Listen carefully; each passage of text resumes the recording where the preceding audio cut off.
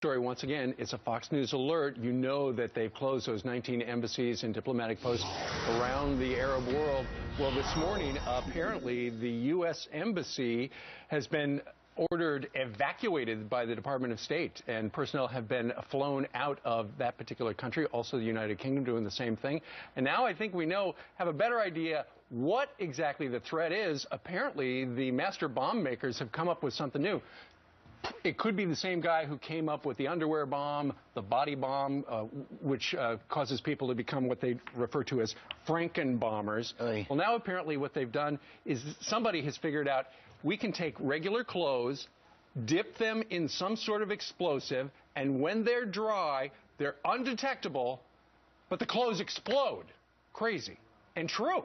And also, as Steve was alluding to, the Ibrahim al-Asiri, he was the one who made the underwear bomb and these surgically implanted bombs, is probably behind this kind of technology. The scary thing is that it can go through airport security and apparently not be detected. The other scary thing to report this morning is that at least one or two news sources this morning saying that apparently the terrorists are in place and they're just ready to say go when somebody tells them to do so. So why is all this happening, and why is the American foreign policy seem to be one of closing embassies down? We spoke earlier with Congressman Louis Gov't of Texas, who had some strong opinions on this.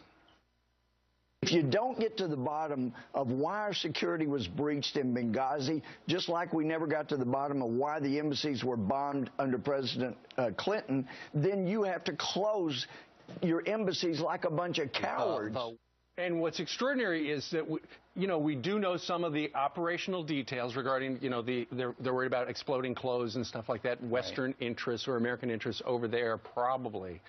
But what's disturbing to some is the fact that somebody, could be from the administration, has leaked all of these details about how we got the intercept. Remember, it used to be, back in the day, we'd get intercepts and we would just find out about a general terror warning. But now, apparently, somebody has leaked the intercept was between Ayman al-Zawahiri in Pakistan with the guy who runs Al-Qaeda in the Arabian Peninsula, someplace in Yemen. The fact that we know that they were in contact, Judge, burns a source. So how absurd and how counterproductive and how absent of leadership is it for somebody in the American government to say, you two creeps, the bomb maker and his boss, we got your phone numbers and we've been listening to you. Why tell them that? They are not Americans. They are at war with us. They're never going to use that phone again. We're at war with them. Why tell them what we know about them? And yet the government, in an effort to show that its spying works, told them what we know about them. We don't know who the source is. Fox News was able to confirm that through their sources, and luckily they don't have to give the names of their sources or they wouldn't have them anymore. But in the meantime, Chad Sweet, the former Homeland Security and CIA official, he was on the O'Reilly program last night, and he had these thoughts on that. The more disturbing aspect of this is that to release any information that acknowledges that we actually had the phone numbers and intelligence for both the leader of Al-Qaeda headquarters and the leader of Al-Qaeda in the Arabian Peninsula, we've now just burnt that source. Those phones are gone, and those leaders will not use them again. So we have now, unfortunately, cut off a major source of intelligence on the top leaders. So to do that, it takes a very significant threat, and it's now a reality that we're going to have to find new sources of intel. Yeah, and that makes it very troubling. You got to drum up something else. We got an email from somebody who said, isn't it interesting, ever since this threat level was revealed, we haven't heard anybody talk about, from the administration, how Benghazi is a phony scandal.